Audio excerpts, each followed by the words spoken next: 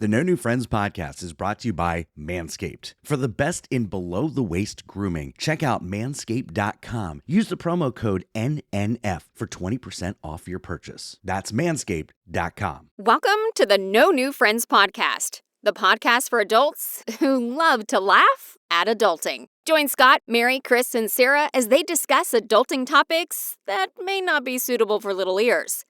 Unless you are a small adult like Chris. And then it's fine.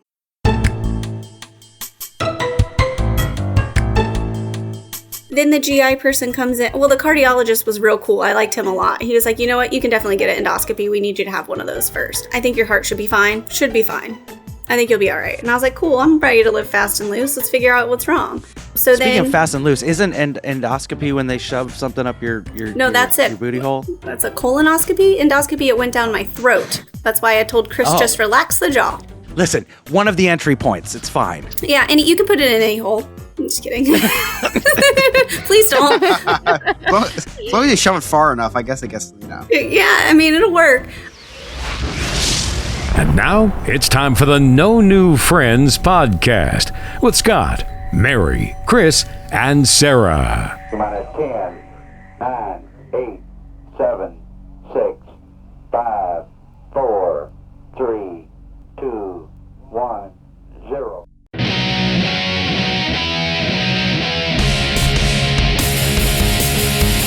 That's right. You're listening to the No New Friends podcast, voted number 1 by our friends and family. We are the podcast for adults who like to laugh at adulting. If you'd like to connect with us on the YouTube, the Instagram, the TikTok, the Twitter, the Snapchat, the Facebook, the Instagram, all of our social media links are right there on our website. That's www.nonewfriendspodcast.com. While you're there, check out our really sweet merchandise, including our brand new university line. Super cool. If your team's colors are not there, just let us know. Chris will get it added. Also, while you're there, check out our sponsors tab. All of our exclusive deals, exclusive promo codes where you can get a bunch of discounts and all that good stuff. Check that out there. And then join our clubhouse. Become a friend with benefits. And you can watch us record these things live as they happen. Just go to the Our Clubhouse tab. My name is Scott. I am the host. With me, back.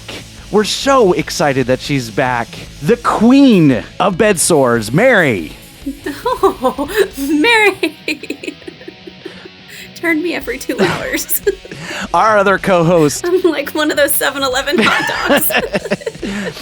Our other co-host, she's everyone's favorite food truck critic, Sarah. Oh no, that is awful. Our producer, Alex. Hola. And finally, our other co-host, the scumbag reselling hoarder himself, Chris. Hey, you guys. Oh, the Goonies. The Goonies, but it's Hey You Guys, Yeah, not never Hey saw the You movie. Guys. Never saw the movie. Yeah. What? Never saw it. Never saw it. You've never seen Goonies? I'm 16 years old. All right, end this stream now. Yeah. Yeah, sorry. We're now auditioning for a new scumbag reselling hoarder. Never say die. Yeah, Goonies never say die. Sorry. Okay. He said sorry. Well, moving along from that, in segment 2, very exciting, we're going to have Larry Hankin, who played Mr. Heckles on Friends. He was in Seinfeld, Home Alone, Planes, Trains, Automobiles, Escape from Alcatraz. You name it, he's probably been in it. He's got over 200 credits. Super fun interview. He's got a new book coming out. Was a lot of fun and a big, kind of celebrity. I was a little starstruck seeing Mr. Heckles here. But more importantly, Mary, how was your vacation from the podcast? Well, I don't want to brag, but I had some pretty high-end accommodations. Yeah, you had like time full away. service. Everybody was waiting on it you. was Nobody lovely. interrupted you in the middle of the night. Yeah, well, that's a lie. That is a damn lie, a damn dirty lie, actually. So what happened was, they just basically made me go to the hospital, so I did not get to leave. They trapped me there. Not in the psych ward. I guess I probably should say that first. Yeah. That's not where I was. I was not being held against my will, but also maybe a little bit. All right, children, would you like to hear a story? Gather around. Story time. Yes, please. Okay, great. So what happened is we all know I've been having like these crazy stomach issues or whatever. No health problems whatsoever. I none. None.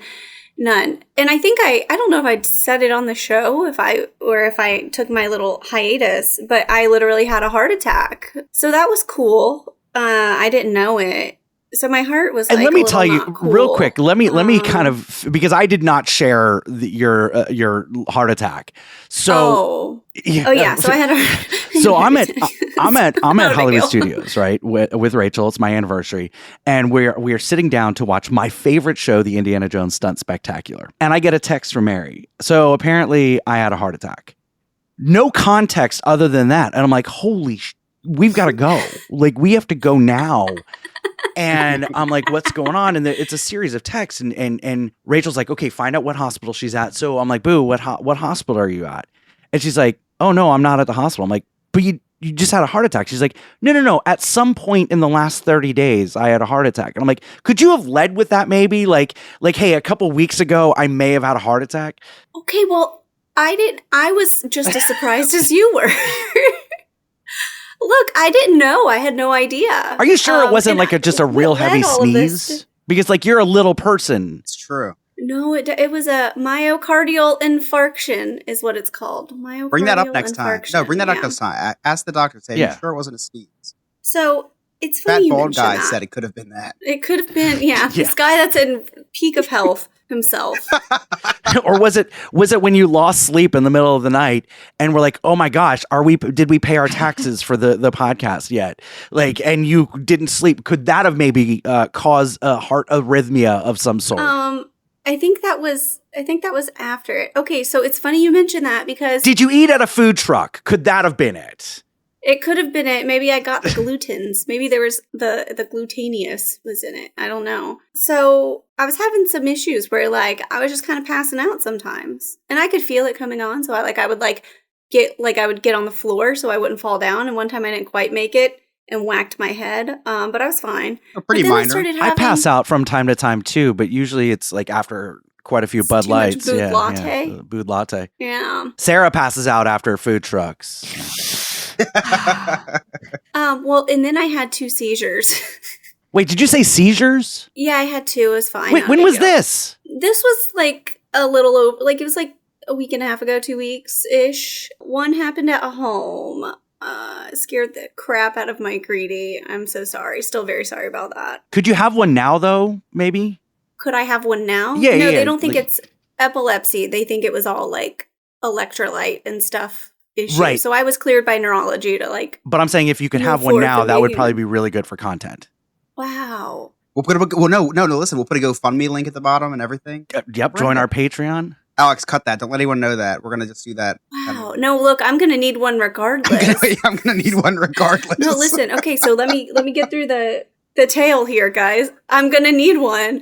So this cardiologist that I had to see was like, "Hey, you need to see your PCP because you need like some nutrition support." Because I like lost all this weight and I was Real like, quick, looking like Skeletor and real stuff. quick. So Mary So- texts me all these things, and there's 15 different acronyms in there, and I'm like, Mary, I have no idea what the hell any of this means. Are you okay? Like, what is it? Nothing. I had to wait until Rachel gets home to give me interpretation of Oh, each letter yeah. that Mary used. Okay, well, I said that I had been NPO for like 3 days. I was in the hospital for at least 3 of those days in a row. They let me have nothing by mouth.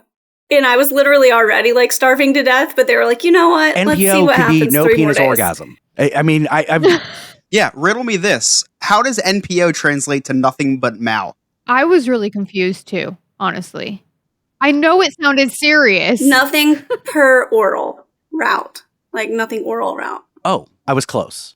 Oh, okay. Well, and then I think I said, Scott's wife has that same order. and then I said that they were looking into starting TNP, which is like total nutrition, or TPN, total parental nutrition, which is like through your IV. Like you get that through an IV. And I thought that was a Saturday morning cartoon starring 4 turtles Yes. that mutated Yes. into ninjas.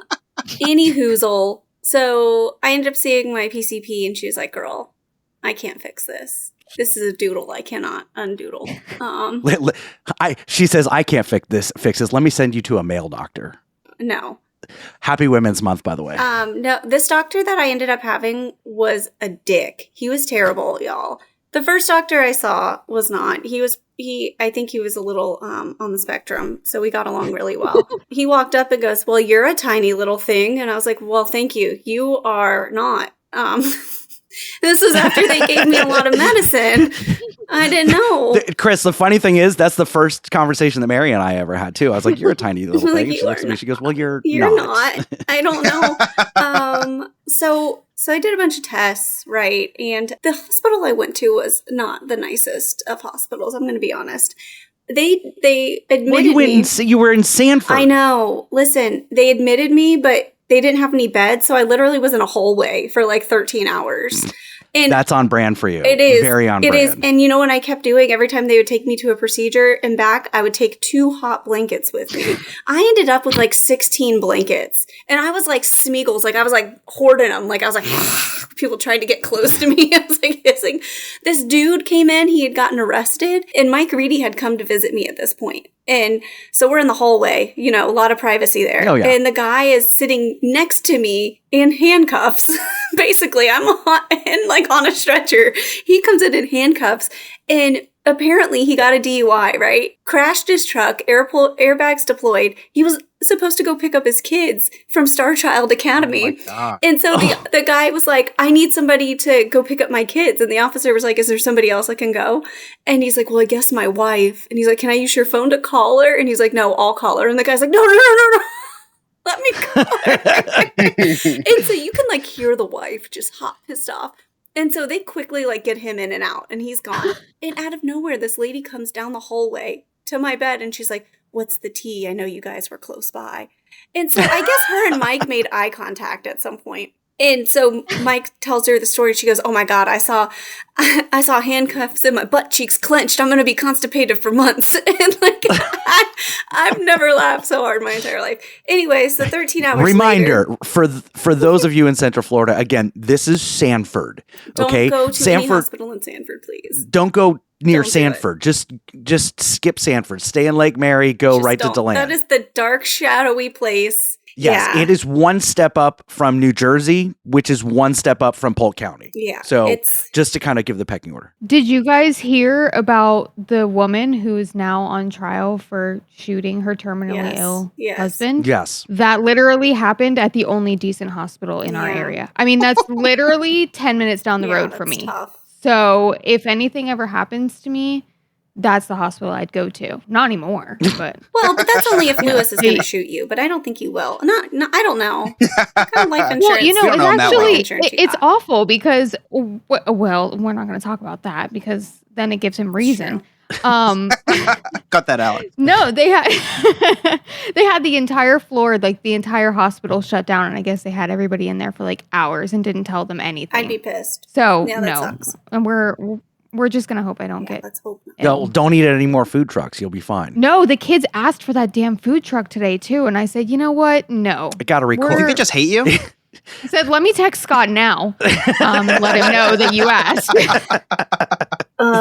Yeah. So then I went upstairs. I finally got settled into my room at about 3 a.m. And then people started coming in for labs and stuff. And they were like, good morning. And I was like, what do you mean? I haven't gone to sleep yet. What do you mean morning? And then it just every day ran together. But the hospitalist that I saw, which is like the one provider that kind of oversees all the consults that you have. So I had neurology, cardiology, GI, all of that. Real dick, just awful human. Literally was like, are you sure this isn't like when was the last time your psych meds were changed? What? And I was like, excuse me? And he was like, how long have you been concerned about your weight? And I was like, are you saying you think I have an eating disorder? Because I'm asking you to help me gain weight. Like, what are you talking about, sir?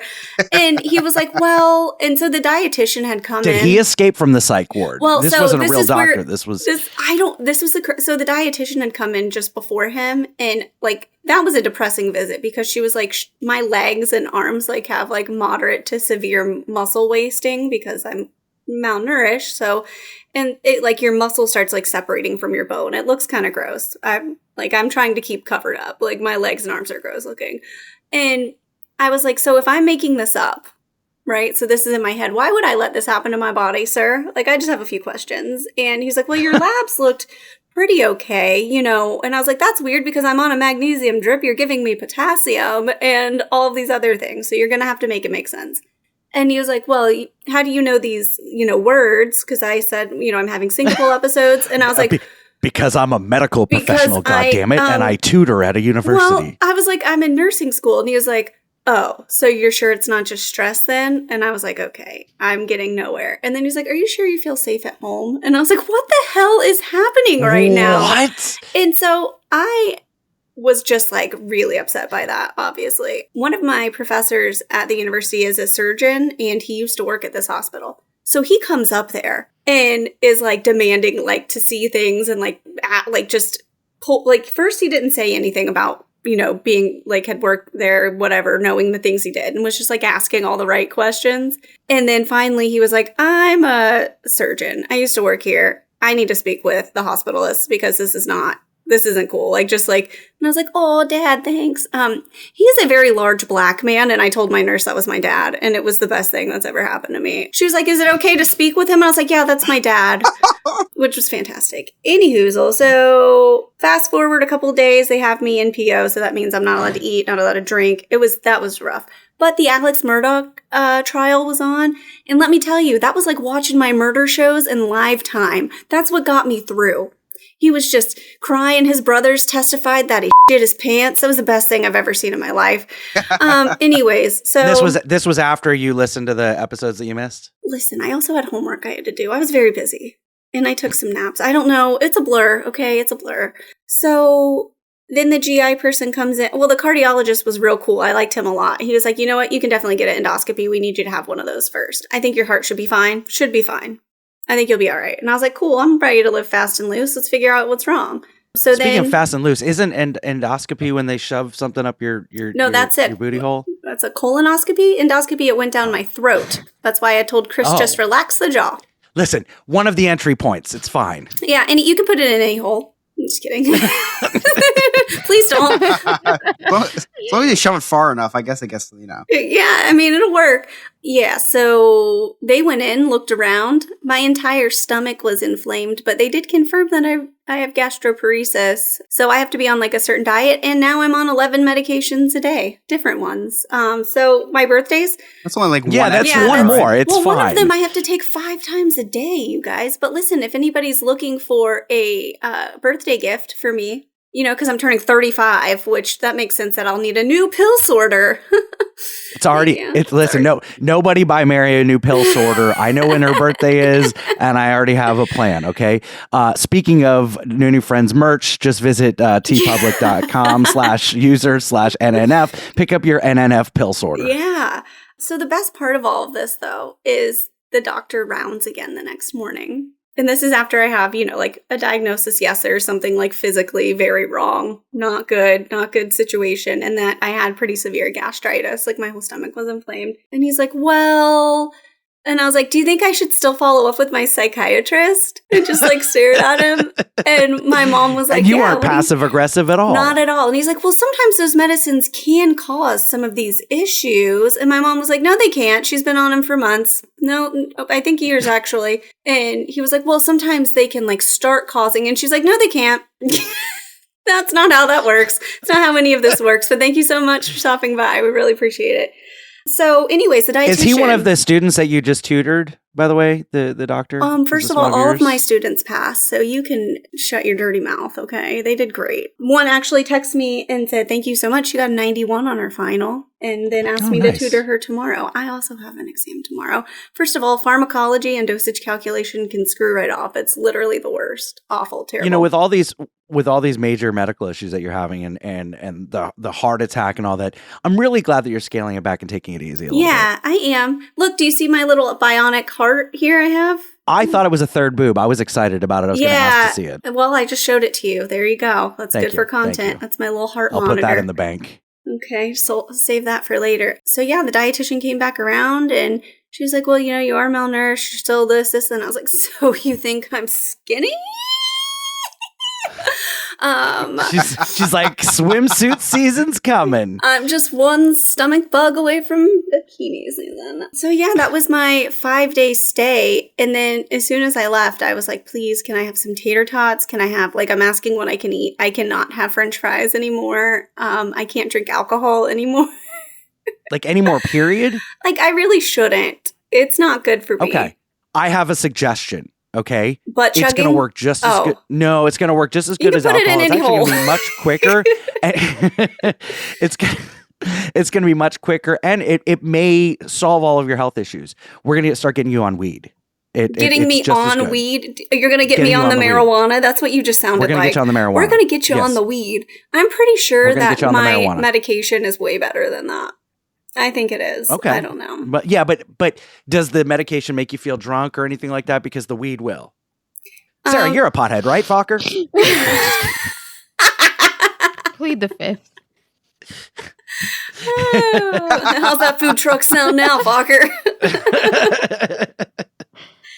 Anyways, I'm glad to be back. It's good to be back. Yeah, I feel okay. I forgot what it was like to like eat food and feel comfortable. But here I am. Yeah, so scaling back. The a little little. things in life. It's the little things, you know. Yeah. It's fine. Well, we missed you, and we really did, and a lot to recap you on things that you missed. We 2 weeks ago we had Benedict Cumberbatch on because we're getting all these Stop. celebrity interviews. We had Benedict Cumberbatch on. I just came.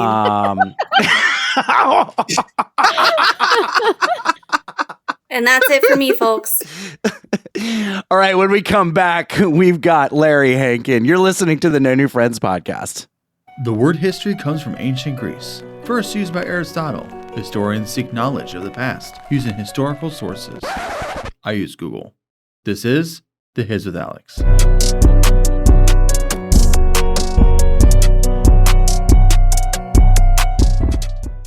Before the end of segment 1, I want to give you a rundown of the history for Larry Hankin. Do me a favor and pause the show for a second and Google image Larry Hankin. Yes, that's who No New Friends is interviewing. You look at him and say, hey, I know him. And then guess what? You do. Larry Hankin was born in 1937. He grew up with his Jewish family in Queens, New York, and would go on to attend Syracuse University. Hankin was an early member of the Second City. He then moved to San Francisco in 1963 and co-founded another influential improv troupe named The Committee. His first credit was in 1966 on a TV series named That Girl. In 1969, he acted as a supportive role in the movie Viva Max. Hankin would act in many different movies and shows until his first major role in Escape from Alcatraz with Clint Eastwood. Since his first year in 1966, Larry Hankin has been credited in multiple movies or TV series every year, present year included. He has acted in over 190 different things, ranging from movies like How Sweet It Is with Debbie Reynolds in 1968, Billy Madison with Adam Sandler in 1995, Home Alone in 1990, Planes, Trains, and Automobiles in 1987, and Date Night in 2020. His TV series appearances may even be more impressive. Seinfeld, Married with Children, Home Improvement, WKRP in Cincinnati, Star Trek Voyager, and Next Gen, Friends, and Breaking Bad. In 1980, Larry dipped his toe into producing a short film, Sally's Dinner, which earned him a nomination for Academy Awards. Since then, he has produced 10 shorts and movies, as well as written most of them.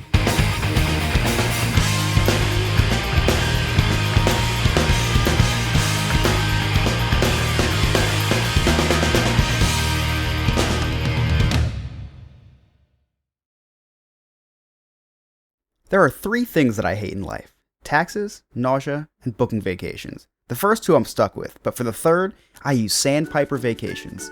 Sandpiper Vacations is a small business that is LGBTQ+ owned and operated with travel advisors all over the country. Whether it's a cruise, a trip to a theme park, or an all-inclusive resort, Sandpiper has you covered. Oh, and I forgot to mention, it's free. Why book a vacation when you can have someone else do it for you? That's like choosing to take the stairs in a building that has an elevator. Leave the headaches of booking a vacation to someone else.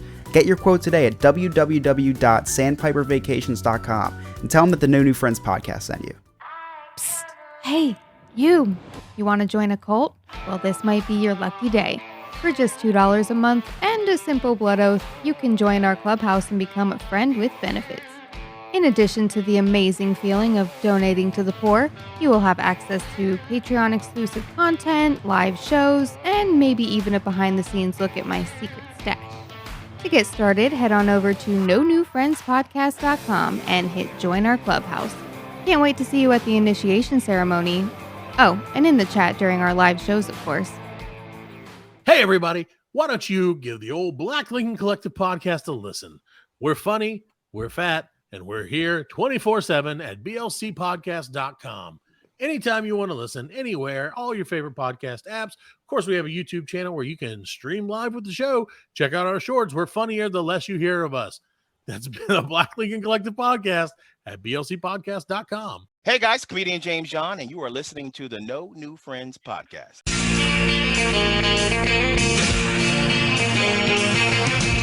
No one told you life was gonna be this way.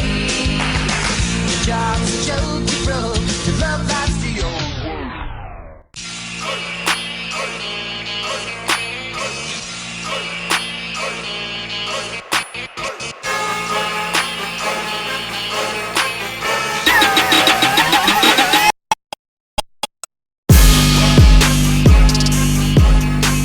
Welcome back to the No New Friends podcast. We are joined by another very, very special guest. The credits are going to take me about 4 hours, so I'm gonna give some of the highlights. Started his career, big break, escaped from Alcatraz with Clint Eastwood. He was in Running Scared, Crazy Carl in the 1995 hit with Adam Sandler, Billy Madison, Planes, Trains, Automobiles, Home Alone, Breaking Bad, Seinfeld, Married with Children, Home Improvement, Star Trek Voyager, and Next Generation. And my personal favorite, Mr. Heckles, the downstairs neighbor on Friends. He's got a book coming out. It's an autobiography named That Guy, a Cautionary Memoir. Without further ado, Mr. Larry Hankin. Larry, how are you today? I'll never be able to follow that. Did I miss it? I missed about 195 credits. I don't follow me, but through these interviews, I've found out a lot about me. You've learned so much about yourself. Yeah. So, yeah, I hear that I've done about 200. That's a scuttlebutt. That's just a drop in the pan. That according to Wikipedia, that's what it says. 200 credits. Oh, wow. So that's a lot.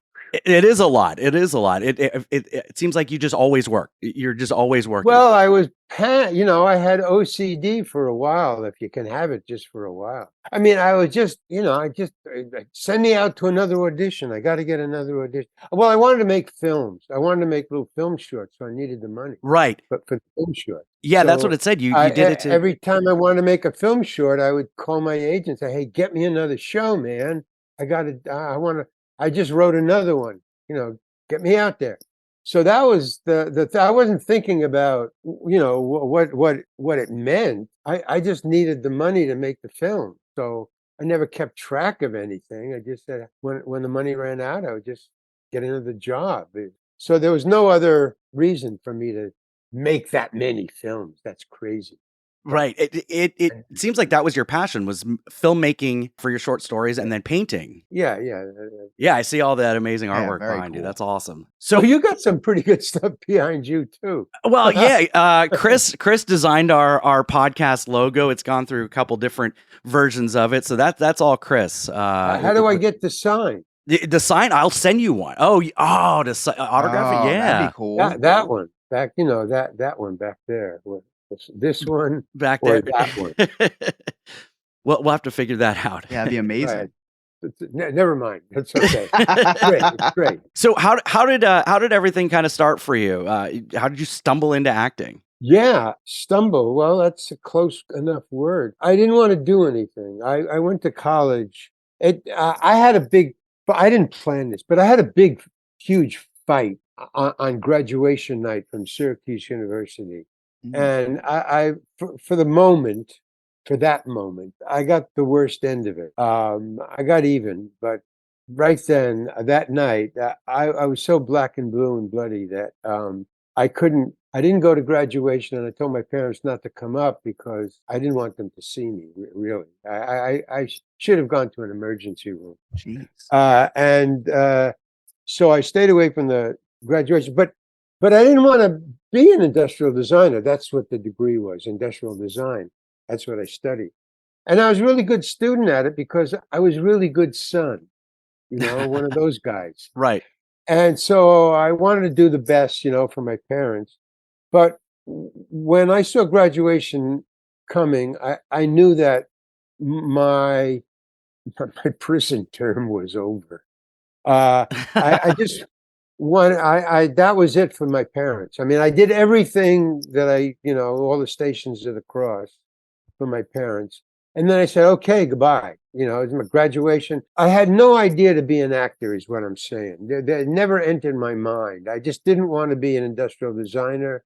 I had gone to college for 5 years. That was the matriculation 5-year course. When, on graduation night, whether I got in the fight or not, I really didn't want to go to Detroit and design cars. At a huge salary, you know, $75,000, $100,000 a year. I don't know what back in those days, Right. I was a fortune. I just couldn't do it, man. I just couldn't do it. So I went to Greenwich Village and I starved, man. I was cleaning bars for, I don't know, $1.50 an hour. Who knows what I was getting paid? But I could only make half the rent. And my roommate was Carl Gottlieb, who later was to write all the Jaws movies. You know, Right, Jaws right. 1 and 2 and 3. So he kind of, you know, paid half the rent when I couldn't pay it. But I didn't want to go back, so I was in Greenwich Village, and I bussed bars from 2 a.m. to 6 a.m. So I had my evenings free, and he, you know, had a job on a newspaper, so he wanted to be a writer. So I just went to these coffee houses, and I saw these open mic nights. You know, 3 minutes, 5 minutes, you go up and you do your thing. You say, the rules were 2 songs. You could sing 2 songs if you were a folk singer, or you had 3 to 5 minutes if you were a stand-up comedian. And that's all there was, stand-up comedians and folk singers. That's all I remember from all the open mic nights that I did for about 6 months, about 3 or 4 open mic nights a night. Monday, Tuesday, Wednesday, Thursday, maybe Thursday, and Sunday. You know, and then Friday and Saturday were the big nights. So I would just run from coffee house to coffee house. You'd sign up, run to the next one, sign up, run to the next one. You get back, you do that one. Then by then you were up for the next one, you do that one. And you would do it, you know, from like 8 until midnight. You would just go around. There was a couple of comedians who were doing that, me included. So I kind of liked it, even though there was no money in it. But I kind of liked being funny. You know, I was a funny guy in high school. I never wrote anything. I just got up and talked for 3 minutes. I mean, 3 minutes, you can't lose, right? I mean, the audience was willing to wait for 3 minutes. My wife loses in 3 minutes. Yeah, well, okay, but other than your thank God she didn't show up for my shows. But for 3 minutes, the audience was very polite. You know, well, because they knew it was open mic night. Sure. I mean, you know, they didn't expect anything. Anybody could get up on stage if you sign up. So they would wait because they wouldn't boo or hiss or, you know, anything like that, because they were there to see their friend get up on the stage. You know, Sure. so if they booed me, I'm going to boo them or their friend. So everybody was very polite. And that's what stand-up comedians need. They need patience. Right. You know, let me get to my joke. One joke in my 3 minutes. But they were, you know, they waited or were silent, and if it was funny, they would laugh, and you know, maybe they would applaud. But there was no need, there's no tension. You know, you get up on the stage and so that's how I got into show business. I thought, well, this is cool, and I was doing it, and then they started to pass the hat, and then I could do 10 minutes. They would let me do 10 minutes or 6 minutes. And then they would have me be the MC for Friday and Saturday, which was pay. You get paid for that. Okay. And so I could pay half my rent. And so I quit the bar cleaning business and I had a corporation. And so I just did that. And within 6 months, I was opening for Woody Allen. So that was pretty cool. You know, yeah, I had a very quick learning, you know, whatever you call it, Learning curve, right? Yeah. Well, because I was a funny guy. I mean, in high school, you don't study that. You just, you know, sit in lunch hour and you make people laugh. You know? So it's kind of, in other words, I hit the profession where what I did naturally worked for me, you know, or a job. So I was opening for Woody, and then finally Woody's crowd started to not tune in to me. You know, I was opening for him, and it was great in the beginning because I was just doing just anything that occurred to me. I was doing clean material because it never occurred to me to do anything else. Sure. I mean, that was all I could think of, was whatever was funny. But then I started to get into Lenny Bruce and Richie Pryor and George Carlin, and then Woody's audience left me. So my manager was Jack Rollins, who was Woody's manager. Okay. So he started to book me other places. He started to book me to acts where my sensibilities, my jokes, my marijuana and cursing would be okay. Right. But, Woody Allen's audience just wouldn't stand for it. And then the cops started to pull me off the stage, and I had no TV material. That was my Achilles heel. I didn't think. I just, Woody's audience isn't doing this. Jack did a cool thing. He just, Jack Rollins, the manager, he started booking me with acts that, I could curse and talk about marijuana, and it would be okay. So the audience came to see the star, but they would laugh at my stuff. So Sure. I was doing fine. I started to do, but you needed television material to get out of that job classification Yeah, to you the need next credits. level. Right. You need, and I couldn't get to the next level because you needed to stick with the clean stuff to get on TV, and then you break out into the marijuana stuff. And I didn't know that, so I was just Sure. sticking to my guns. I wouldn't stop cursing on stage or talking about marijuana. So the cops did the job. Instead of the audience booing, the cops just pulled me off the stage, just like Lenny. So I think, and I couldn't figure it out. I mean, when they do that, it's beyond your ken. Like, if right now, in the middle of this broadcast, 2 cops came into wherever you are and said, okay, that's it, shut it down, let's go, and they pulled you out of your seats, I mean, your mind would be blown. But that's what was going on with me walking on the stage, and then the cops would say, all right, let's go off the stage, get out of here. Why? Because the people who own the nightclub or the audience was just going crazy. Boo, get off the stage. I've had that, man. I mean, it's a great experience to talk Sure. about. It's not Sure. fun to be doing it. It's much more fun to talk about years and years later when you're not getting pulled off the Yeah, stage. well, Shakespeare covered that. He said, the worst turns to laughter. That's what kept me going. That's what kept me going. I thought, well, when is this going to be funny? Come on, snap into it, So when I got off the stage and quit, then it was funny. Hey, you know what happened? You know why I got out of the bit? But I was hooked into show business, so I joined.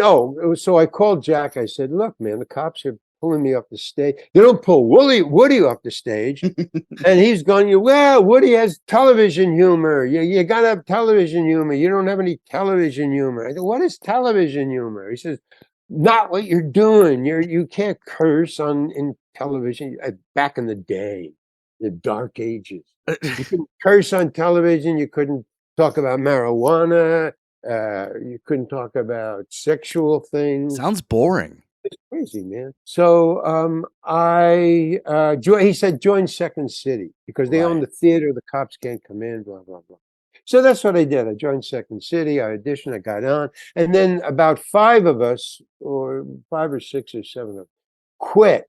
And I didn't do it first. They did it, got it together. And then they said, hey, come join us. We're going to San Francisco, open our own theater. And that opened the doors to what you know me as, the movie actor, the television actor. But once we moved to San Francisco, we were a hit show. We called ourselves The Committee, but it was Right. Second City on the West Coast. And we were a big hit. I mean, lines around the block. And it was, but the great thing, the door that opened, was we were within a $35 round trip plane flight from Hollywood, which was not available to Chicago people. That was a regular big deal, a couple of $100 round trip overnight, long flight, long dive. It was too expensive. They could just fly up and fly back, on the same day.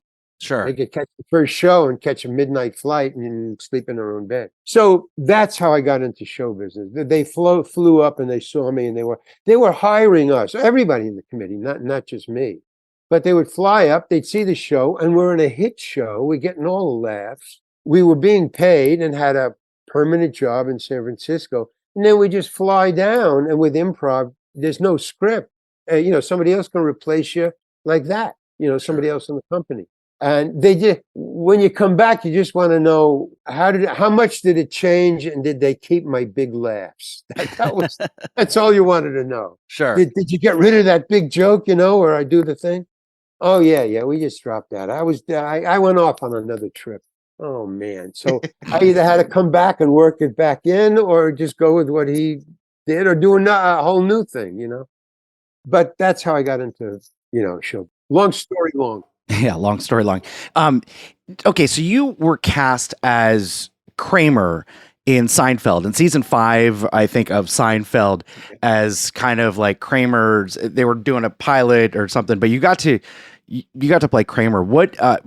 And I think you auditioned before it started, or no, like after it already started. So you knew the popularity of this show. Well, okay. Let me just correct some of your facts. Okay, all right. Some of your alternate facts. My alternate facts. It didn't go on. I wasn't hired to go on before the show started. So there was no way for me to know what Kramer was going to be. I auditioned for Kramer before the show started. And so did Michael Richards. A lot of people. I mean, Michael, me, we were just a bunch of actors auditioning for a lot of parts in the show. Sure. So Kramer got it. Now, I watched the show when the show came on, and Michael got it. And so when Michael got, now I knew Michael. Michael and I knew one another long before Seinfeld was a twinkle in anybody's eye. Because we were up for, we looked alike. We looked like brothers. So we were auditioning for the same shows all the time. So we met each other in audition. Other auditions years before. So we were even cast as brothers in a sitcom. It was some sort of restaurant show, and we were brothers robbing the place, because he likes to go over the top and I like to go under. So that was the difference between us. And they hired the right guy. When I watched the show and saw Michael got Kramer, and I saw him come in the door, I thought, hey man, go for it, because I would have gone under. I would have done just totally different. So, but when it came time for somebody to imitate him, I think it was in the third year, I don't know, second year. Right. Michael recommended me. He said, well, if you're going to get somebody to imitate me, get Hankin. We played brothers. I mean, he's a natural and he's funny. I'm funnier than him, but he's funny. So, that's how I got the job. He recommended me. I auditioned. The thing that pissed me off was that every time I auditioned 5 times because of Larry David. He wanted to see me come in the door 5 different times. But every time I came in to audition, there was 4 other people, 5 other people who were also auditioning. And it was the same 5 people would come in the same 5 times, and they looked nothing like Michael. I was thinking I should have got it on the second time. As a matter of fact, I got pissed off because these 5 guys looked nothing like him. Why am I coming in? And there was a guy named Larry David. I didn't know who Larry David was. Never saw him, didn't know who he was. He was only a writer. Well, he's a producer of the show. He wrote the show. But there was a guy in the audition room every time. There was the same people every time in the audition room. There was this weird bald guy who turned out to be Larry David. But I just said, who's this bald guy? It was just bothering me, man. But and then there's there's Jerry, there was Costanza, there was the director. You can always tell the director, he's the most slovenly dressed of anybody in the room. Director's just, and then there was some, suit guy from, upstairs. Right. And you would audition, and even the 5 guys, and I was getting pissed off because I would go in, I would audition, do whatever the lines were, blah, blah, blah, blah. I had a little chip on my shoulder because I look like him. Why are these 5 guys here? But I never said it. But that was how I went into the room each time, very perplexed.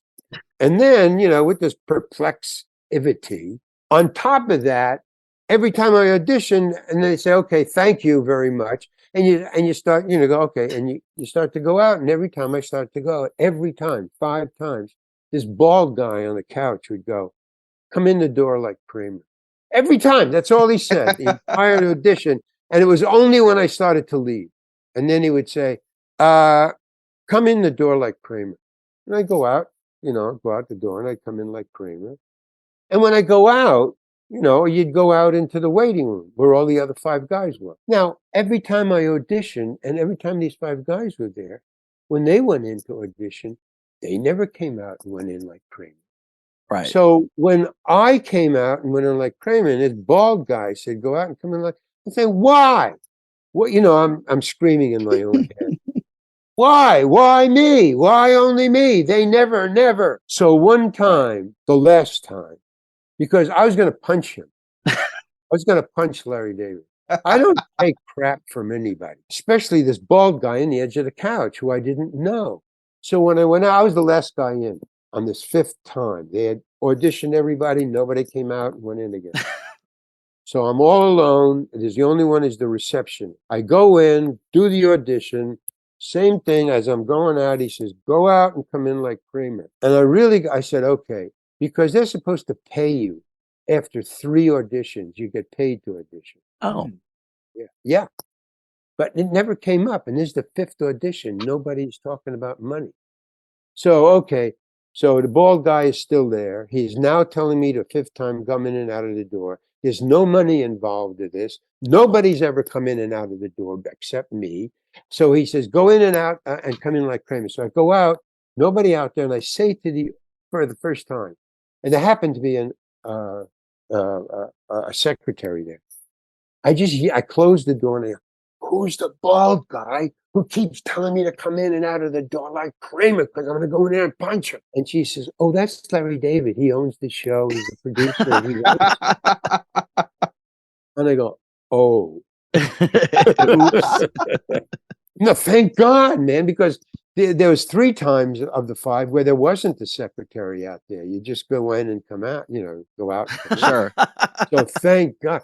So I went in and I did it very nicely. Thank you. But that was the 5th time, and then they hired me. But just the crap that they send you through. It's just everybody thinks being a star and all the pictures and the fans, but they don't talk about this crap that you have to go through and the idiots you have to audition for. Yes, I'm on TV, I'm on a podcast, and the idiots who make you audition, I'm talking to you. So speaking of losing your temper and not taking crap from anybody, according to crack.com in your book, you talk about losing your temper on the set of Friends. Is that accurate? Is that in the Crack article? Yeah, the crack.com article. Well, it's a good article. I haven't read all of it, but yeah, I got it. I mean, it was a good interview when I did it.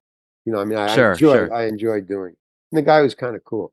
So the argument on Friends you're talking about? On right? Friends, yeah, when they killed off your character, Mr. Heckles. Yeah, well, I was as pissed off as I was with the Seinfeld audition for Kramer. What the hell is going on? Nobody told me. I said my about 3, because they didn't have to audition each time. They just go, "Hey, you got another one." Now right. the rule is that if you do 6 one-offs, if you're on a guest for 6 times for the character, you become a recurring, and that's a huge bump in salary. You can put a down payment on a house with that bump for 1 week. Yeah, it's really big. So I had done 4, and then I get a call from my agent and say, "Hey, I got good news, bad news." I go, "What could it be?" When you're auditioning, there's no bad news. It's all bad news. It's just, some is worse than others, but it's all bad news. Sure. You got an audition. That means you have to, what I call is, I got to go beg for the job. Yeah, you got to go beg for the job. Okay. So, but I got to make a film short. So, all right, fine, whatever. Sure. I go. So he says, "What's the bad news?" "Well, the bad news is they kill your character. You have a heart attack." But that's my 5th show. With one more show, and it's my 5th show. One more show, and I could have got a bump. Yeah. Well, they kill you off on the 5th show. No, man, no. So that, and I had 4 days before I had to go in for the rehearsal. I didn't have to audition. For those 4 days, I didn't realize how much that affected me. You know, I said, oh, God damn it. Okay. You know, fine. And then I went about my days for 4 days. But on the 5th day, as I was driving into the studio, man, it all welled up. You know, just this anger. Why did you do that, man? He was because he started to get a lot of fan mail. Huge. So in other words, he was very popular. That's an iconic character. I mean, you got to appear in the reunion as a trivia question. That's an iconic character. They didn't want to do it. I turned it down a lot. Really? Oh, because they didn't want to pay me. Oh, okay. Because that would have been your 6th episode. No, they didn't want to pay me. No. No. Ha ha. Hey, man. So as I'm driving there, and it's starting to build and build, I didn't realize how much I had, you know, internalized it, the anger. So when I got there and I walk in, and I didn't know that this is the first day of the new season. It was my 5th show where I'm going to die. Now, the first day of any new season on any sitcom, they have a party. I didn't know this. And it's on a separate, it's not even on a stage. It's a room, a party room. It's a big room. And then they set up, you know, the craft services and the cocktail tables, you know, where you can stand and put your drink on the little tables. So they had about, you know, 25 or 30 tables, a big room, big party going on. So I go to the set. There's nobody there. I go, where is everybody? We're rehearsing. Yeah, the party is upstairs. So I go upstairs to the room. And I don't know anything about this. I just came to rehearse, and I got a lot of anger in me. And when I showed up, all I saw was the 3 producers at one cocktail table. That's all I saw in this room full of cocktail people and tables and groaning, you know, craft services. So I just went right to them, and I said, and they were very friendly, you know. Said, oh, Larry, how you doing? You know, welcome, you know, to the 5th show. They were, you know, they're very glad to see me. And I just said, what the hell did you do? And I yelled. That was my first mistake. Well, my first mistake was leaving home angry. But I said, what did you do? Why the hell did you do that? And everybody, the room just shut, and they were just shocked. and then the woman, I forgot her name, she just leaned in. Right. Just with no time. What the f*** did you do? Quiet. And she just leaned into me and she said, can we talk about this a little later? And I was so shocked at her taking it down, you know, and that I dropped all the anger. It just disappeared. And I went, and I realized what I had just done with the shout. And everybody's looking at this, look around, and I go, oh yeah, okay, sure. And I just turned around and I just headed to the craft services table, thinking, oh my God, what did I just do? I just blew it, man. And as I'm walking to the craft services table, everybody at the craft services table just split. Like Moses in the sea, they just, wow. You know? Right. And I go, wow, I must have done something really weird. And so I walked and I get there, and I don't know. I mean, I didn't have anything in mind. I was looking for a safe, hidden spot among this crowd but there was no crowd. There was nobody there. I was like a loner. And I just stand there, I'm looking, well, what should I do? And this kid comes up to me. He must have been no more than 15, and maybe the son of somebody.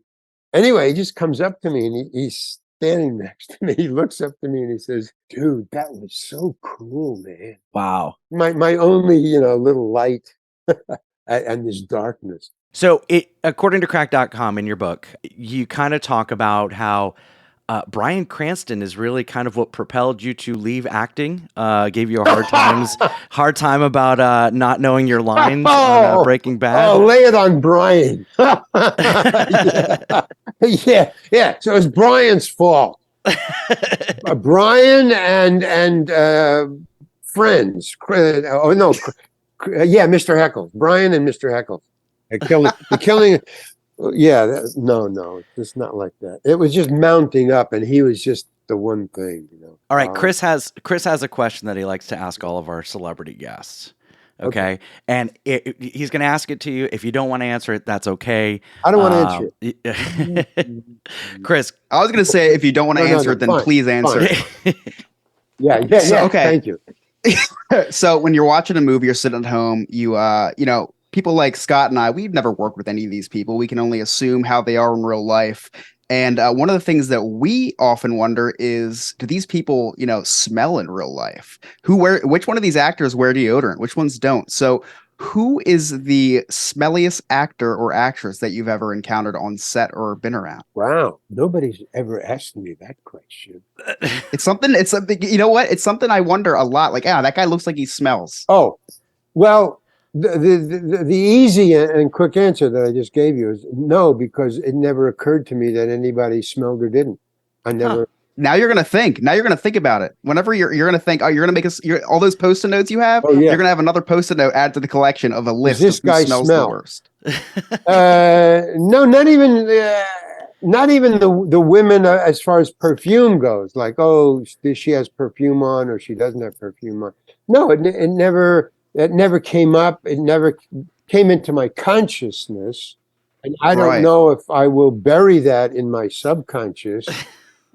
And say, that you told me, oh, Chris, oh, this actor smells. How can I contact Chris to let him Just put it at the end of your book. Yeah. I'll put it in, and the dedication to my next book. Chris, blah, blah, blah, smells.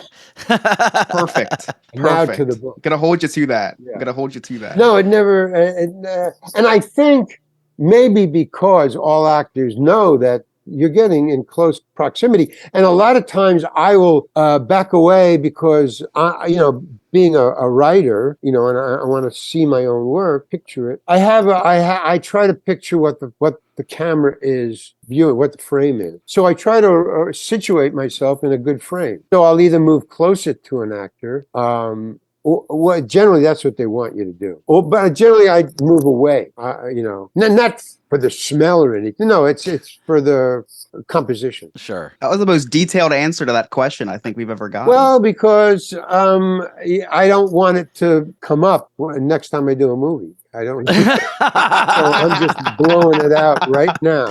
Smart man.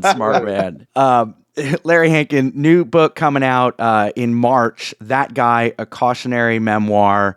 Where can our listeners find it? Where can they find you? How can they connect with you and follow you and all that good stuff? Okay, so it's probably coming out in March, next month. It's coming out. It's called That Guy, and it's about everything we've talked about, but way more. It's about all the shows I've ever done. It's my life from I have that fight, my graduation night. I have it in the book. It's in the beginning of the book. Wow. And it goes from there to the last show that I did, which is Barry. I did the first year of Barry. So from graduation, 1960 to 2011 or 12. Boy, that's long. But most of the shows, most of the great shows, I left out. So on Amazon or any place where you buy books, it's great. You'll like it a lot. Awesome. It's never gotten any bad reviews. It's gotten any bad reviews. Yeah. I will definitely pick up a copy. So make sure you check out Larry Hankin's book. It's called That Guy, a cautionary memoir. It's coming out in March on Amazon.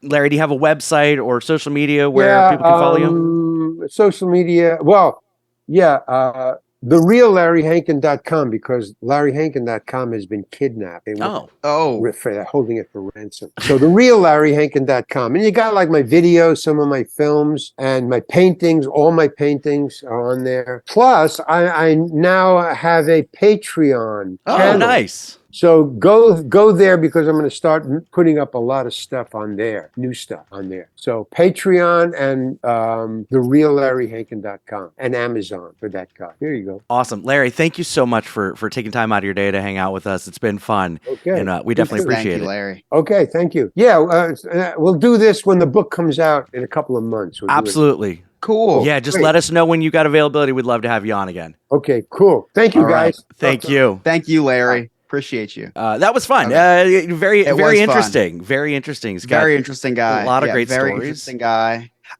I wanted to ask him about his art, but I didn't know you were having him back on. So I'll just ask him about his art when he comes back on. Yeah, that'll be awesome. That was a huge thrill for me because I'm a fan from Friends and all that. But great guy, super nice guy, super interesting. So make sure you check out his book. It's That Guy, A Cautionary Memoir. When we come back, we've got Jersey Man, Florida Man, Adulting Question of the Week, Chris's Cliff Notes, much more. You're listening to the No New Friends podcast. Now, this interview actually went on for an hour and 14 minutes. Clearly, for time, we had to make some significant cuts to the interview. And it was really difficult to do because a lot of what Larry Hankin went over is so super interesting. So if you'd like to hear that full interview, it's already up on our Patreon for Patreon members. That's our Clubhouse.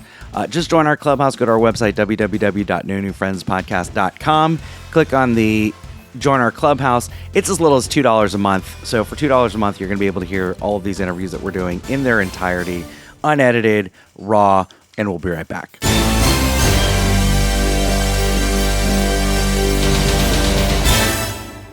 Hey there, Scott here. You all know I like to spend time wandering the neighborhood on my big wheels or hanging out at the park with my fedora and my Bud Light. So I don't have time to clean my own house. That's why I've been using I Believe services for the past 6-7 years, and they're the best in commercial and residential cleaning. They're also doing carpet shampooing at such a reasonable price. Just check them out. That's ibelieveservices.us. Give them a call, 407-928-4595, and tell them that the No New Friends podcast sent you. A lot of people come up to me and they say, "Are you that guy?" And I'm thinking, whoa, that's a great title for a book. 2 words and you're finished. A book is like 9 months. I mean, it's just too much. But they say, write what you know. I wrote it and then I read it. And it turns out that it's not just about that guy, which is a great title. It's about me. Who knew? Not me. So buy the book. Well, I mean, buy the book, don't buy the book. The important thing is to rock on. So, rock on, buy the book, rock on, don't buy the book. You see what I'm saying? Between me and you, if you rock on and buy the book, you're better off.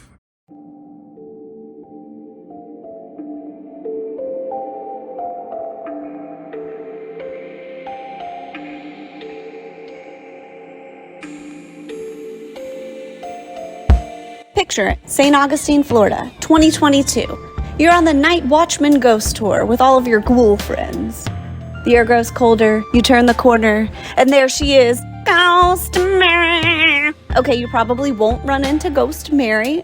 You may see a ghost named Mary. I'm not really 100% sure, but the tour guides for the Night Watchman Ghost Tour from See America Tours do know it is the only 4D ghost tour in St. Augustine. So if you have ever wondered what a ghost smells like, well, now is your chance. And right now they have a scary good deal going on.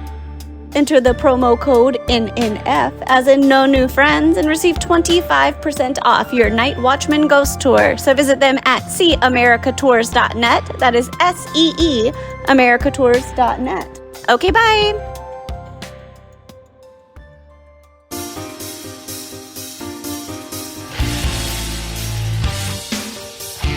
Hey, it's Dane from Big Beautiful Diz. If you haven't heard of my YouTube channel already, it's all about theme parks, theme park history, theme park reviews, theme park opinions, and interviews with people in the industry or the community. So if you're a theme park fan, head over to youtube.com/c/bigbeautifuldiz and hit that red subscribe button.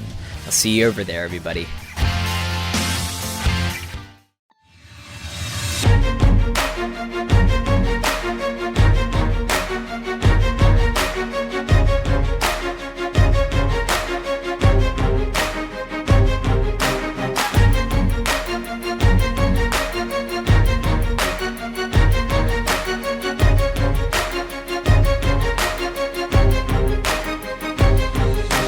Welcome back to the No New Friends podcast. That was a fantastic interview. It was just, again, a big moment for me to talk to someone from Friends, which was exciting. And Chris, I know that you were just as excited to talk to someone from Friends. It's your favorite show. Oh, yeah, man. It sounds like he didn't even like Friends. Well, he didn't like... He's never watched an episode. No, he's never watched an episode. And after he got killed off, I don't think he would ever be invited back. But then he got to do the reunion, which he didn't want to do because that was the 6th episode. Whatever. Next week, we've got Mark Christopher Lawrence, who's been in a ton of stuff. If you're familiar with the show Chuck, he was on 87 episodes of Chuck. He was the boss. He was in Terminator 2, a bunch of other stuff. Very recognizable face. Super nice guy. Sarah and I had a lot of fun with that interview. Here's a real quick clip from the Mark Christopher Lawrence interview. You've opened for some major acts. Sinbad, Jeff Foxworthy, Jerry Seinfeld, Rodney Dangerfield. How was it working with those legends in comedy? I think probably the most epic one was Dangerfield. Working with Dangerfield, I was working actually for Bob Zaney. He used to book Dangerfield's club in Vegas. It was called Rodney's Place. It was at the old El Rancho Hotel, and I was working there. And Rodney got sued by Caesar's Palace because he missed a weekend of shows. Oh. And he countersued and won. And that night, I get to the showroom, and the showroom runner, Dutch was his name, said he was like the last bastion of mafioso Vegas. He says, "Hey, listen, I sent all those other hacks home." He says, "So it's just going to be you do 30 minutes and you introduce Rodney." I said, "Okay, what should I say?" He said, "It's Rodney frickin' Dangerfield. Say his name." Right. Oh, and Mary's got some really cool, really fun videos from when she was in the hospital. We're going to have that up on in Sarah's Secret Stash. That's our clubhouse. So if you want to see Mary's fun hospital videos, just join our Patreon for as low as $2 a month. Just go to nonewfriendspodcast.com, click on the Join Our Clubhouse tab, and then just join our clubhouse for as low as $2 a month. And you can watch us record these things live. I don't have a clever way to segue into Manscaped. So listen, if you want, I know. If you want clean shaven balls, visit manscaped.com. Use the promo code NNF for 20% off. And in a couple weeks, Sarah and Mary are going to tell us about their new product that they got too. From what I hear, it's a real cat's meow, if you know what I mean. I don't know. It's called like the Crop Duster 2.0 or something. What was it called? I don't know, but it's the smooth package and the crop plow. Something plow, train plow. Look, I don't know. Whoa. I'm pretty sure it was just shears. Just shears. I don't know if I should be afraid or turned on right now. I don't know. I don't know. You guys, Chris, Sarah, leave the room. I'll just talk to you in a deep voice, and then you tell me if it's the turn on or whatever. No, I'm actually afraid. I've decided. I made the decision. I'm afraid. All right. You guys ready for Adulting Question of the Week? Always. Oh, yeah. Okay. Now, two of us are really going to relate with this. I'm nervous. The other two are going to be very angry about this. Okay. So it's going to even more nervous. Lead to an interesting debate. Okay. This is from the group Dads Helping Dads. Advice, please. Wife had been out all morning, just me and the kids in the house. We have cleaned from top to bottom, so house is spotless. Okay, Chris, you and I have both been there, right? Run around cleaning. Yep. Okay. She walks back in and says, "This doesn't go there. This doesn't go there. Don't feed the kids that. Meatballs and chips." I wasn't after a thank you or anything, just not to be shouted at as soon as she came back in. Felt more sorry for the kids as they kept saying, "Isn't it tidy, Mommy?" And she said, "No, not really. It wasn't even that bad when I left." Spent all day yesterday building flat pack furniture for our bedroom. She moaned why I hadn't taken upstairs, moved all the stuff out of the bedroom downstairs, repainted the whole bedroom, and put all the new furniture in. What do you say to that? Oh. Equality. That's what I say about it. She should have helped. Well, she was out all day. She was out all day. What was she doing? Who knows? Look, okay, so probably tutoring new medical students. Wow. Okay. I don't know what's happening here. So look, I think that everyone should pitch in, right? Like around the house. I think that's just for me a given. But one, you don't go after the littles, okay? They did their best. They tried. Like, you need to encourage if you would like to see that behavior again. I'm not saying it's right. I'm saying I do understand her point, though. I'm just saying, like, have you ever come home and you're like, what happened here? But I would never say that I typically, like, react based on the intent, not, right? Like, they were trying their best. So it wasn't just the kids. It was the husband where she's like, this doesn't go there. This doesn't go there. Why are you feeding them that? There was, okay. And also, like, whatever, lady, I'm sure that you've run through Chick-fil-A or McDonald's for your kids before. I'm sure that they are not eating salmon and vegetables for lunch. Like, get out of here. I am not on her side for this one because you should not treat people that way. So she can go suck one. Oh, anymore. okay. Well, listen. I don't think she's going No, to. I don't think she's going not, to. no. If she did, I don't think this guy posted it because then he's happy with the end result, which is really what motivates us to clean and straighten up anyway, is just to get our D wet at the end. But he also really was looking for a thank you. And the fact that he felt like he needed to post about it, he was looking for somebody to jump in and be like, no, dude, you probably work hard or whatever. It is his job to also keep the house up. That's not just on her. So let's not even go down that road. But he was looking for a thank you. And a BJ. Probably. Sarah, what about you? What type of wife are you? You come home. Lewis has been cleaning First of all, would Lewis be cleaning all day Yes. if you were gone? So Okay. from the get-go in our relationship, Lewis said, this is not 50-50, this is 100-100. And I have always had that in my mind. It's not... I'm really bad at math, so I like that. No, it's hey, we don't have split, things that we do around the house, responsibilities. We each do them all the time. So he has this mentality that if I spend an extra 30 minutes at work one day, I've worked harder. So he needs to clean the house to make up for it, which I feel like he worked just as hard, so he shouldn't have to come home and clean it. I am super OCD about the way that I do things, though, where things go, how I fold laundry. I am that person, but he is, this is going to sound so messed up. He knows, he's so observant with everything that I think he does it. He caters to my OCD, most definitely. So what you're saying is you trained him. You groomed him. I didn't want to use that word, but yes. I mean, he kind of Go ahead and use it. Go ahead and use it. You groomed him. He's better off for it. Listen. You're acting like Rachel hasn't trained you. That's hilarious. It hasn't worked. She's a terrible trainer because I'm scum. Have you ever just thought that maybe you're a feral cat? You can't be trained? I don't know. Yeah. All right, Chris, this for sure has happened to you. Oh, yeah. But not because Emily's super particular and picky, but just because I could see you running around 5 minutes before Emily gets home, throwing everything in the dishwasher. Well, we don't have a dishwasher, but I do. So that's it in the oven. That's part of the problem is because I do throw. I run around the house and I throw everything in the sink, and it just turns out that there's a lot of cups in the bedroom. There's a lot of cups because cups just pop up places, right? You drink a water and then the cup ends up there. So I don't have, I believe, services. Scott, don't look at me like that.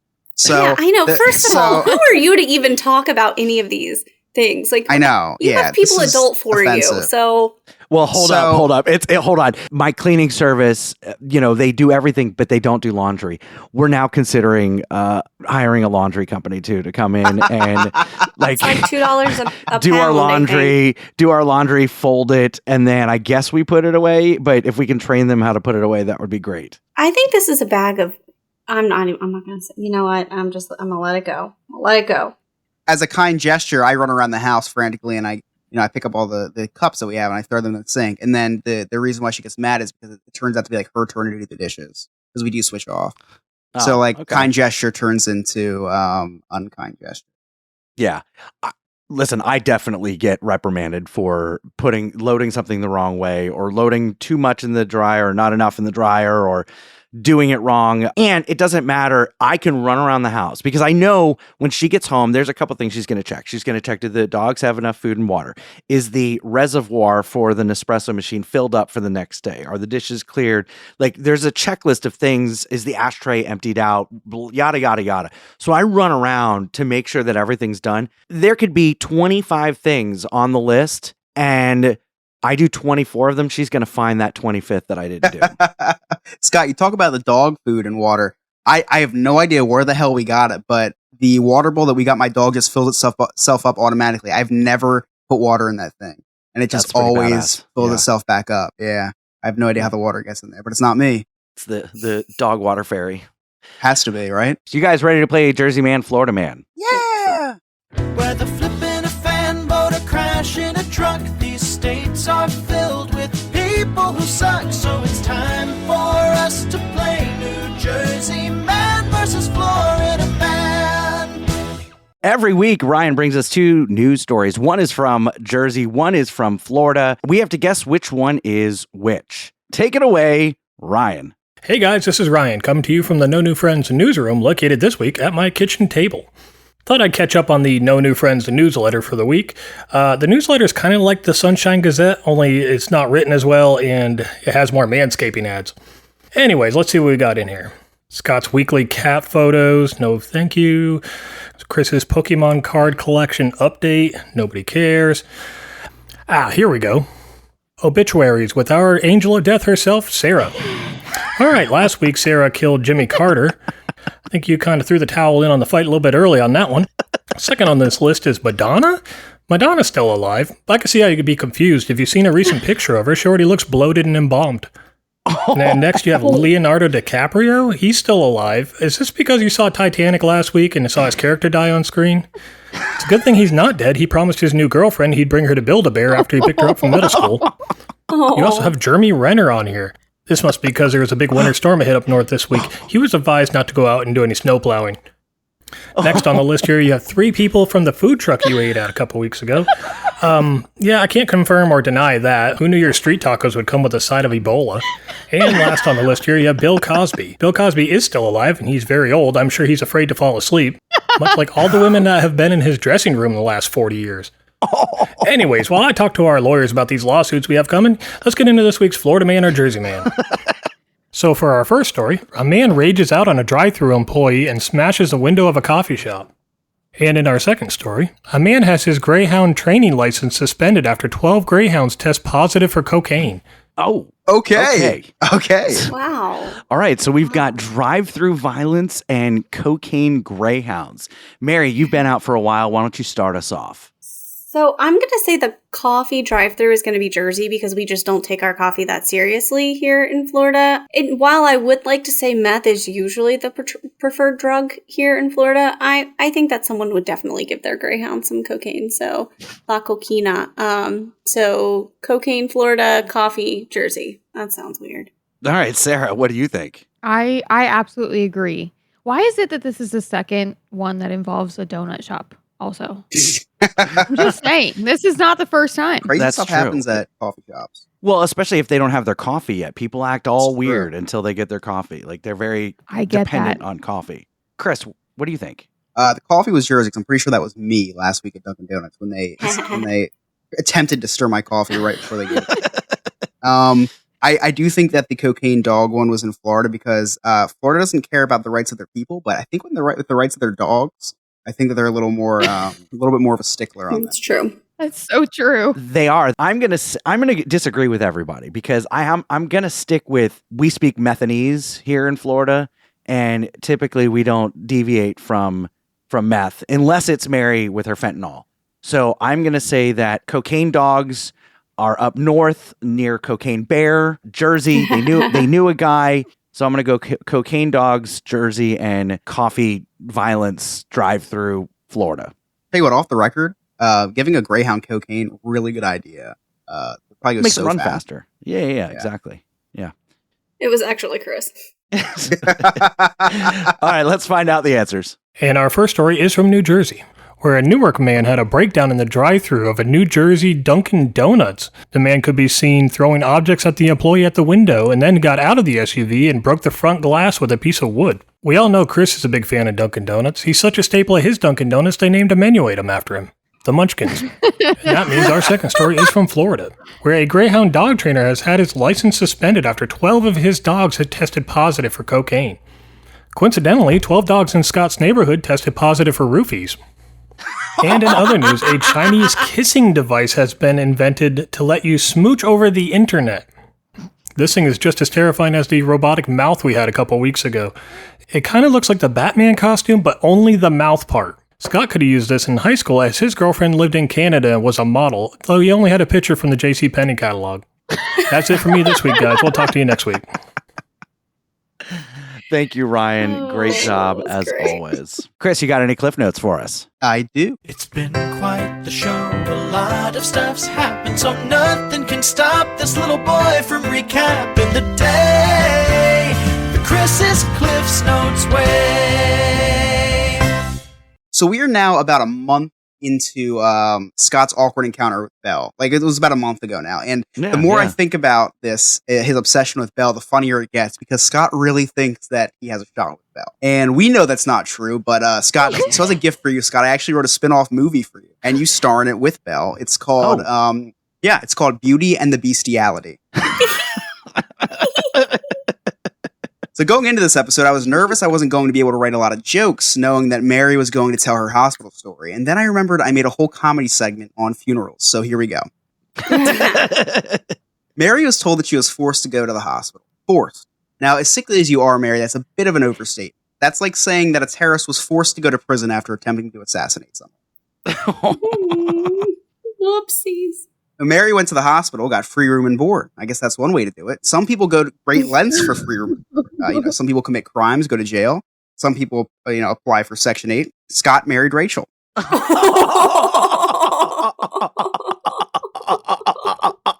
Oh. That was funny. This one's really messed up. I apologize. For nothing.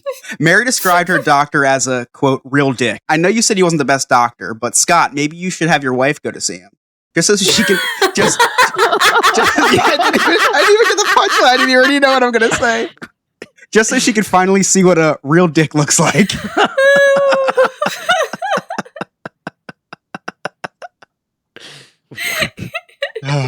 Speaking about the doctor, they told Mary that she was definitely malnourished. Now, just in case our listeners aren't in the medical field and don't know what that means, it's basically the opposite of Scott.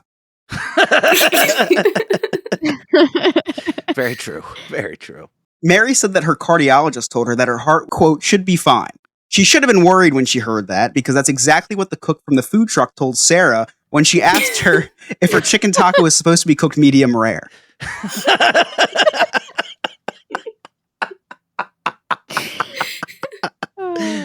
It's happened, Sarah. I'm sorry. It's happened. I know it's stuck. It's stuck forever. Yep.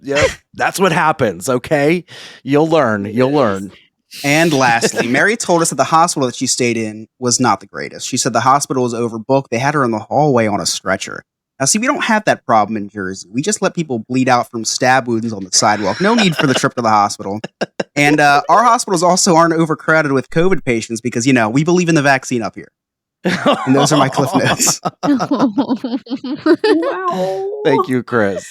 One little spark of inspiration is at the heart of all creation. Right at the start of everything that's new. One little spark, Hey, it's Alex from Diz His. You know me, you know Joe, you definitely know Chris, and you know Jen. Well, we're the hosts of Diz His, the Disney History Podcast. Every week we take one Disney subject and go over the history, as well as our insight on the subject. We talk about other Disney topics, as well as what's new in the news. You can find us on all podcast platforms, or go to our website, dizhiz.com. That's DIZHIZ.com. And we're on all social media at DizHiz65. Chris, what's coming up on Diz Is? One thing I just want to talk about before we get into this segment, a little off topic, but I hate spitters, Scott. Yeah, I know. A lot of cleanup. As Mary just spit out her drink, but a lot of cleanup. I don't want to have to get the towel, the special towel that you use to clean up that mess when they're spitting. Exactly. I actually had to carry on a towel with me for the last week. There's been a lot of spitting going on. Oh, listen, at least you're going to BJ's. It's fine. If there's spitting involved. No, I didn't go to. No, I did not go to BJ's again. No, listen. The bedroom I'm getting spit on. I leave my house, I'm getting spit on. It's because I'm such a bad vacation planner. People are just spitting on me, Scott. Oh, I cannot plan. What were you thinking I was talking about? Are you serious? Wow. No, wow. This took a really dark turn for no reason. That's very inappropriate. What kind of vacation are you and planning? Very childish. Wow. Oh, my bad. Scott. Jesus. What kind of show do you think really this is? childish. Wow. So anyway, I had this whole thing where I say, listen, I'm bad at planning vacations. People started spitting on me, Scott. That's it. All right. I can't believe you would have taken that to that dark of a place. Okay, so forget about what I said and the fact that I misunderstood where we were going with spitting versus swallowing and whatnot. So Nobody said anything about swallowing. Well, it's the opposite of spitting. Is it? Well, what I was going to say was Nick from Sandpiper are making spitter swallowers. Oh my God, can you even say that? Because now everybody who spit on me just swallows their saliva. They don't spit on me anymore, Scott. And this is all because I reached out to Nick from Sandpiper Vacations, and he does the vacation planning for me. I'm no longer a bad vacation planner because I have a guy that does that for me. Thank you so much to Nick for making all the spitters in my life swallowers. Thank you. Nick converting spitters to swallowers since 2020. You know, I would have never said that kind of joke, but I think Nick has a great sense of humor. And I think he's going to really like this one. Either that or we're going to need to find a new vacation planner sponsor. I don't know. So anyway, this week on the Family Friendly Diz Hiz podcast, we do the history on we celebrate Black History Month. And we talk about Splash Mountain. Floyd Norman. Splash Mountain. I really thought you were going to say that. Oh, God. That's the second week in a row the Splash Mountain joke has been dropped. We just lost 2 sponsors in the same segment. See, and I thought spitting in the water, and that's why she went with that. But then it was but Frank Norman was last week. You haven't recorded this week's yet. Yeah, you haven't recorded this week's yet. Oh. This week we forget about Black History Month. This week is March, damn it. What month is this? So what woman are you going to be talking about this Today, month? Is this Women's History Month? This is Women's Month. Okay. Yeah. All right. Let me start this over. So this week on Diz Hiz, last week was our last week of celebration of Black History Month. This week starts Women's History. So we're playing a game this week because women love to play games, Scott. So we're having a game. We're having especially a game with show. my heart. When I first tried to date them, it's all sorts of games. So in tribute to all of you women out there, game week. Actually, funny thing about the Diz Hiz podcast, we think about like what month it is and what we should do like halfway into the month. So we only get like 2 good weeks out of it. Like Right. so I think it'll hit us probably in a couple more weeks, and then we'll probably do like, I don't know, Minnie Mouse or something. Happy Women's History Month, everybody.